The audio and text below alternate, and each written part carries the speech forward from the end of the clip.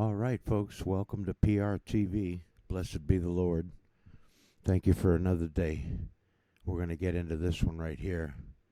The prices are going pretty high, folks. I've been busy in Washington, D.C. today, going around to the gas stations and talking to people filling up their tanks. And boy, they are mad at hell. I mean, look at the prices. $5.39 for regular, $6 for premium. Well, Looks like I'm going to have to get me a bike. And I mean a bicycle. Yeah. $5.999. And that's why I've been busy putting these stickers on here. These stickers that say, I did that. Let's give Trump credit for what he did, which is make these gas prices unaffordable for working Americans. Now, I'm lucky. I got a bicycle. I can get around on my bike. But there you go. Good for you. God bless you.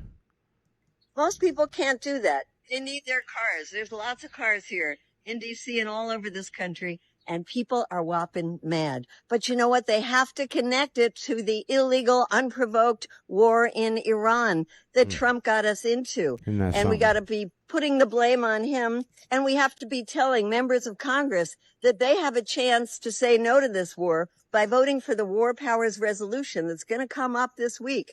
It says Trump does not have the right to take us into this war. So please make sure that people understand when they're filling up their gas tanks, this is because of Trump's war in Iran, and it's got to stop now.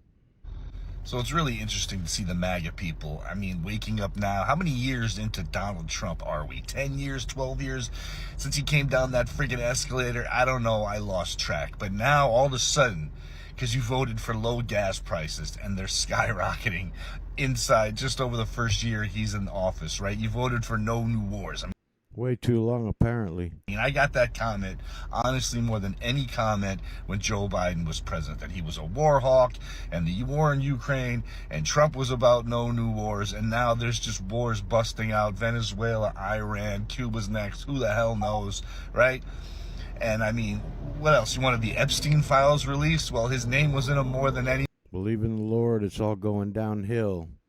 The Lord Jesus Christ. And they were redacted probably more than anyone. So you voted against your own interest again, okay? And it's like that whole, fool me once, shame on me, or shame on them, fool me twice, shame on me. I mess it up like George Bush. But you get my point. Yeah, we get your point. This is called the bait and switch. Donald Trump has been doing this his entire life. New Yorkers saw this go down for 20, 30 years. Everybody knew who this guy was. He was a fake. He was a phony. He's a fugazi. A fugazi. Hey, how you doing? And he went around the middle of this country, this New York City slicker with a golden spoon shoved down his throat, and went and won your vote by going to WWF events, talking your talk, speaking your speak, and now you're dealing with him going right back to who he's always been. All about himself, stuffing his own pockets. Him and his boy Jared are making out like bandits with the Saudis, lining their pockets, quadrupling their income, while the average American worker, soldier, everything is suffering, even the freaking TSA workers. Y'all came around a day late and freaking $1 million short. And I heard that, brother. Speak on. Now we're stuck with this. Damn. Gas is now averaging $4 a gallon nationwide, up from $3 before the Iran war started in February. 65% of Americans are blaming President Trump. Experts are saying prices won't return to pre-war levels even if the conflict ends tomorrow. Preventing Iran from going nuclear is absolutely the right call, but us working Americans are feeling that high $4 gas price. I just bought 4 condiments from the grocery store. 4, okay? We have ketchup, I did mayo, ranch, and barbecue sauce. Literally only 4 of these, okay? And as you can see, they're like their regular sizes, all right? Guess how much money it was? It was $20 for 4 regular sized condiments. Look and out. the smaller, tinier versions that were literally like this much was only $1 cheaper. So I was like, well, what's the... Wow. They're really ripping you off big time, huh? That's incredible, folks. I mean, that little bit for nothing. The point of me only getting like this tiny itty bitty half petite Bella Hadid size when I could just get the regular size for $1 more. $20 for 4 condiments. Well, I just left the Walmart and I'm hyperventilating in the parking lot. Yes, I am.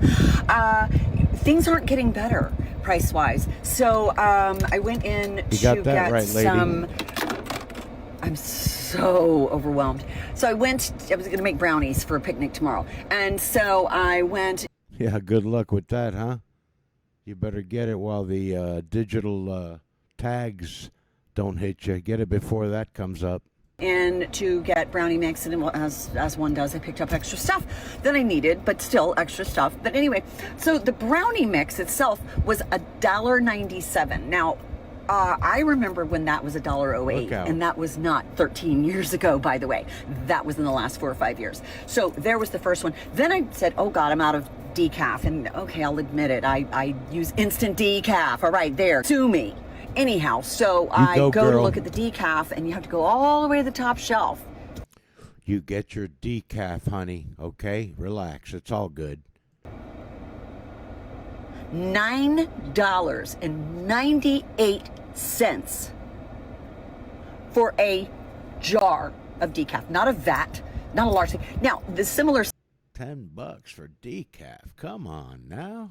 size jars of the regular coffee were around the $6 mark, but the decaf, oh no, that's almost $10. $10? It shouldn't be controversial for me to say that if you're working full time, it should at least cover your basic life, like I rent, heard that. food, bills, and have money left over. And for a Got lot that of people right. right now, that's not even realistic. So what are we even actually working for? If you've ever wondered what civilizational collapse looks like, it actually looks like Check this out. So I'm in Chicago right now. I was doing some comedy over the weekend, and I'm at a cute little bakery in Roscoe Village, which I really like. This place is actually really great. But this was $16. Oh, Brandon, that coffee's got to be crazy. I mean, large coffee, 4 shots of espresso, oat milk. That was it. This, regular plain croissant. At minimum wage, this is 2.5 hours of a worker's time. Even when you include salaries, the median American hourly rate that we earn is only $27 an hour, which That's nuts, folks. Getting out of hand here right quick. means that this is about 45 minutes of somebody's time. Whether or not that's like a good deal depends on a lot of things, but let me break down some more math for you. The median American rent is $1,740 a month. That means half people both make less than $27 an hour and pay more than $1,740 a month. And that's just for rent. But using the averages, that's 64 and a half hours of work every month just to pay for rent. That's a week and a half of work just to pay for rent. As of this morning, I have a real estate agent and a mortgage loan officer. Why? Why, you ask? Because you cannot live in the state of Georgia in a studio apartment for under about $1,600 a month. Damn. Wow, Georgia's really effing them big time.